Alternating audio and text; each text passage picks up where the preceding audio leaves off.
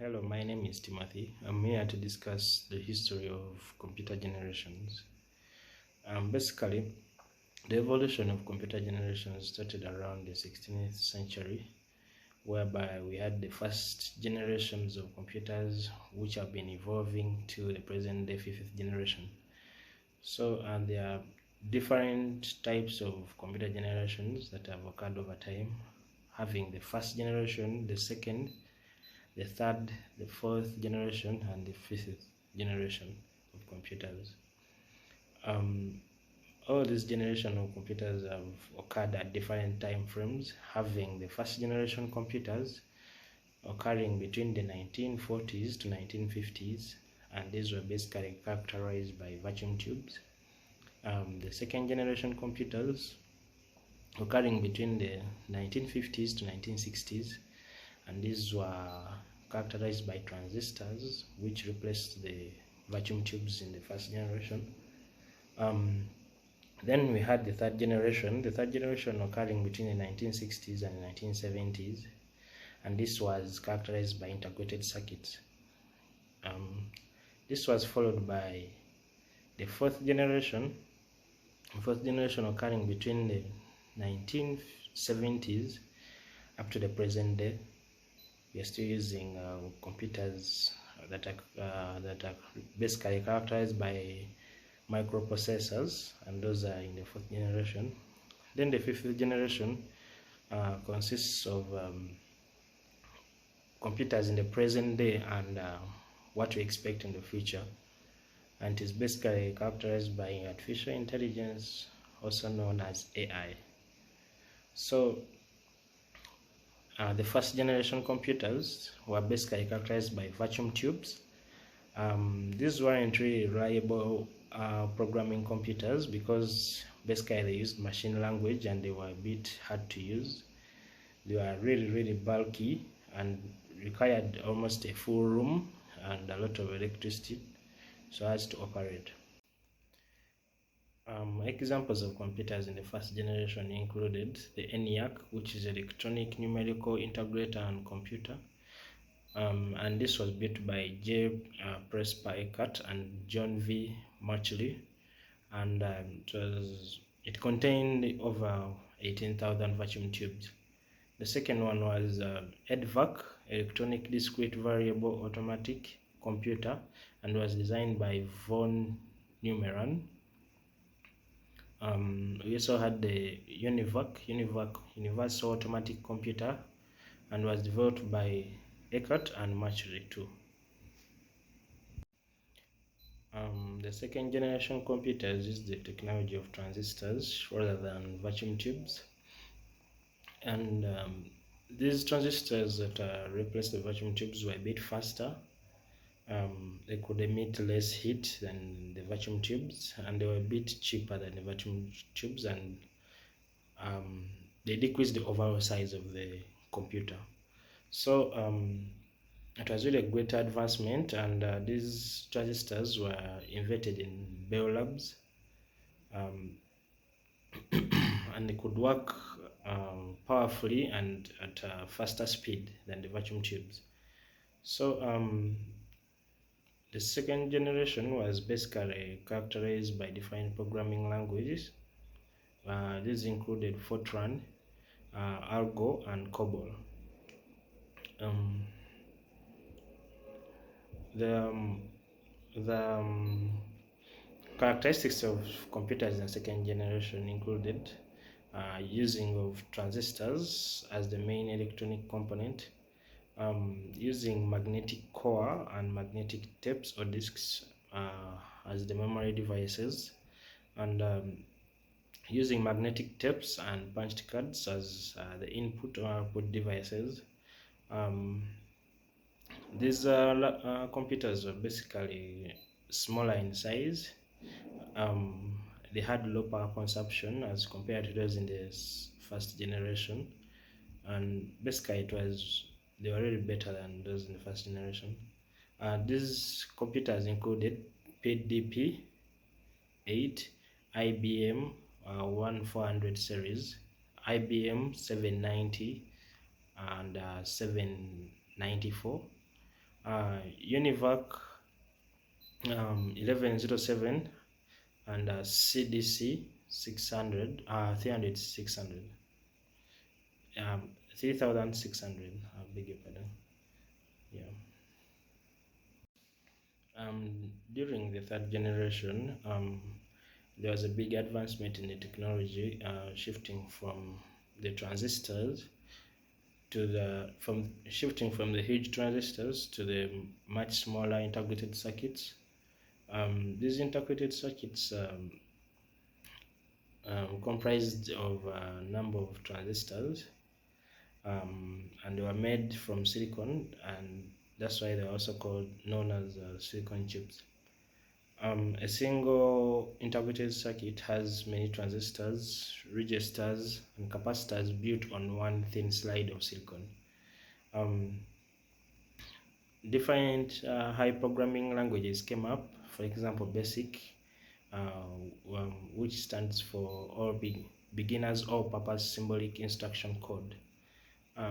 Computers in the third generation were characterized by integrated circuits being the main electronic component, high-level programming languages acting as the programming languages for that time, large magnetic core, magnetic tapes or disks acting as the memory devices, magnetic tape monitors, keyboards, and printers acting as the input and output devices. Examples of computers in this generation included IBM 360, IBM 370, PDP-11, NCR 395, B6500, UNIVAC 1108, and many more. The fourth generation computers. The fourth generation computers were basically characterized by microprocessors, and these were invented in 1971, and they comprised of large scale of integration circuits built on one chip. These were later replaced by very large scale integration circuits, and computers using microchips were called microcomputers. This generation provided even smaller size of computers with larger capacities. The Intel 4004 chip was developed in 1971, and it located most of the components of the PC, from the central processing unit, the memory, to input-output controls on one chip, and allowed the dimensions to reduce drastically. Computers in the first generation were characterized by very large-scale integration circuits and microprocessors as the main electronic component, semiconductor memory, that is to say RAM and ROM, as the memory components, and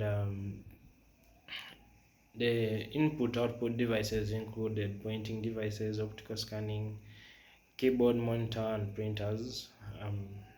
Examples of computers in this generation included IBM PC, Star 1000, Apple II, Apple Macintosh, and Alta 8800, among others. Then we have the fifth generation of computers, which is characterized basically by artificial intelligence. And these are computers in the present day and those that we expect in the future. This generation is characterized by computers that highly depend on artificial intelligence, and they use ultra large scale integration technology and parallel processing methods, and these have millions of transistors on a single microchip, and parallel processing method uses two or more microprocessors to run tasks simultaneously.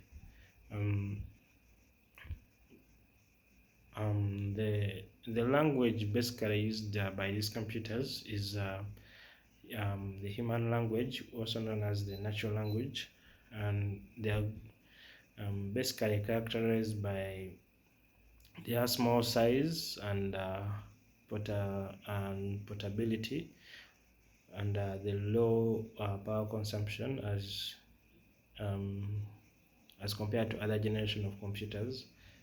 And the input and output devices include the trackpad, touchscreen, pen, speech input, which may include voice recognition and speech recognition, light scanners, printers, keyboards, mouse, among others. The examples of computers in this generation include the desktops, the laptops, and the smartphones.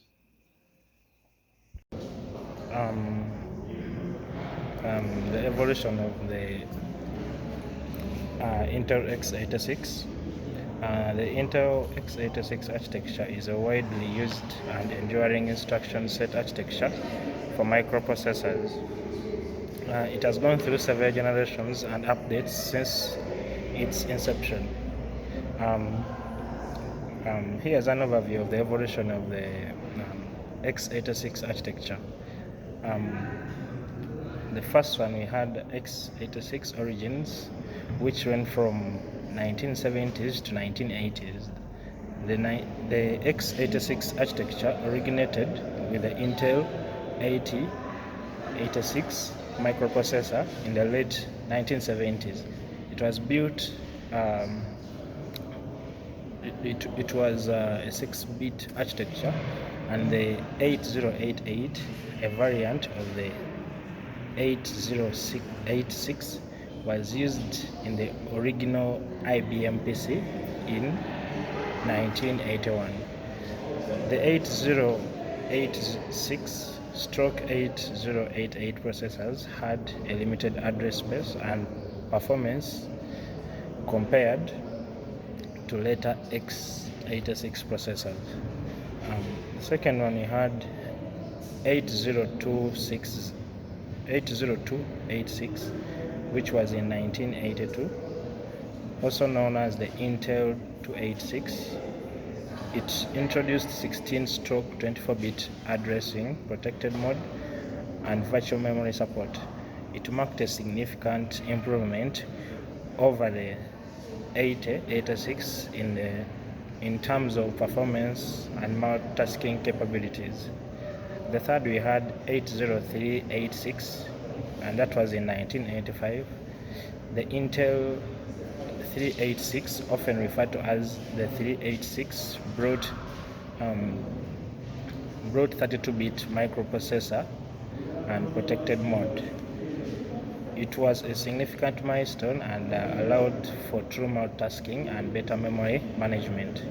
The fourth, we had 80486, and that was in 1989. The Intel 486, or simply the 486, improved performance and added an on-chip cache. It was a popular processor, personal computers during. It was a popular processor for personal computers during the early 1990s. And the fifth, we had Pentium era, and that was in 1993. The Intel Pentium processor was introduced, marking a shift away from model numbers to brand names. Pentium Pro, which was in 1995, introduced a more advanced microarchitecture for servers. The sixth, in the x86 architecture, the sixth was P6 microarchitecture, which was in 1995. The Pentium Pro, Pentium 2, Pentium 3, and later Celeron processors used the P6 microarchitecture, which improved performance and efficiency. The seventh, we had net burst microarchitecture in the 2000s. The Pentium 4 and the early Pentium D processors used the net burst microarchitecture, emphasizing higher clock speeds. It faced criticism for generating a lot of heat and was eventually replaced. The eighth, we had Core microarchitecture, that was in 2006. The Intel Core processors, Core 2 Duo, Core i3, Core i5, Core i7 introduced a new microarchitecture emphasizing performance per watt. This marked a significant shift towards the multi-core processors. The ninth, we had Nehalem, Sandy Bridge, and beyond.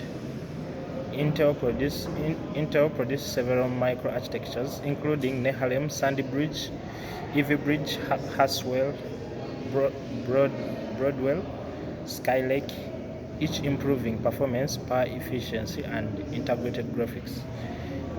The 10th, we had AMD Ryzen. That was in 2017. AMD's Ryzen processors, based on the Zen microarchitecture, provided strong competition to Intel's offerings, introducing multi-core CPUs with competitive performance. The 11th, we had ongoing advancements. Both Intel and AMD continue to release new generations of x86 processors with improved performance, power efficiency, and integrated features. The 12th, we had the 64-bit x86.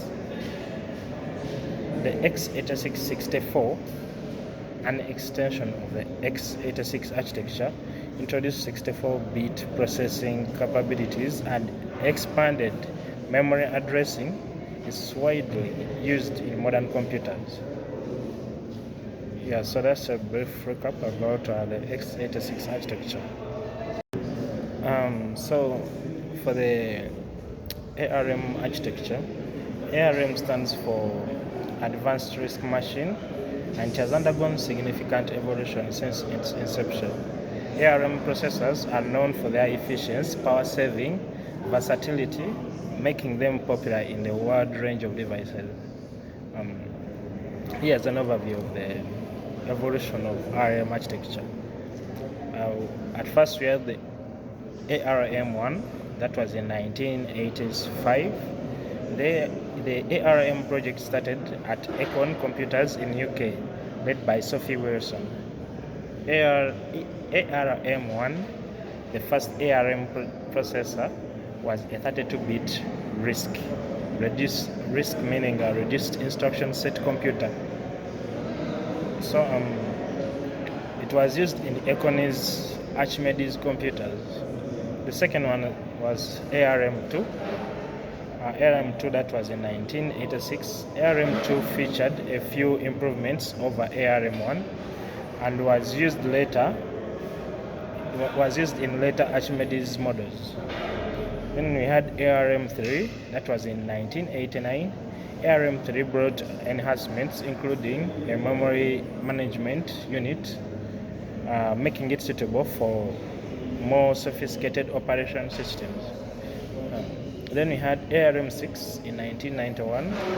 ARM6 marked a shift from a 32-bit instruction set architecture with better performance and features. It was used in devices like the Apple Newton and early mobile devices. The fifth, we had ARM7, that was in 1994. ARM7 introduced a wider range of features, including hardware multiplication. It became popular in mobile phones and embedded systems. Then we had ARM8 in 1996. The ARM8 was a minor update to ARM7, primarily for specific applications. Then we had ARM9 in 1997. ARM9 featured better performance and support for multimedia, and it was used in devices like PDAs and early smartphones. Then we had ARM10 in 1998. ARM10 was designed for digital signal processing applications. ARM11 was introduced in 2002. ARM11 brought significant improvements in performance and multimedia capabilities. It was used in early smartphones, including the iPhone 3G. Then the 20th, we had ARM Cortex-A series. That ran from 2003 up to the present day. ARM introduced a Cortex S series of processors targeting high-performance applications. The Cortex 8A, the Cortex the Cortex, beg your pardon, the Cortex A8, the Cortex A9, the Cortex 15, Cortex 53, and then we had also the Cortex 57 and Cortex S72. These processors offer various levels of performance and power efficiency. Then the 11th, we had ARM Cortex R series. That was in 2004 to present day. ARM introduced the Cortex R series for real-time applications like automotive systems. These included Cortex R4, Cortex R5, Cortex R7, Cortex R8, and newer models offer real-time processing capabilities. The 12th, we had ARM Cortex M series, and that was from 2004 to present. ARM developed the Cortex M series for microcontroller applications. That included the Cortex M0, Cortex M3, Cortex M4, Cortex M7, Cortex M33 are popular choices for embedded systems and Internet of Things devices. The 13th, we had ARM V8 A architecture. ARM V8A introduced 64-bit processing, enabling ARM processors to address larger memory spaces. It is used in high-end smartphones and servers. Then we had ARM V9 A architecture. That was in 2021. ARM introduced ARM V9A, focusing on enhancing security, AI and ML acceleration, and overall performance improvements. It addresses the evolving needs of modern computing. So, in conclusion, ARM's adaptability and licensing model have allowed it to thrive in various markets, from modern devices to servers and embedded systems. Its energy efficiency and performance have made it a key player in the semiconductor industry.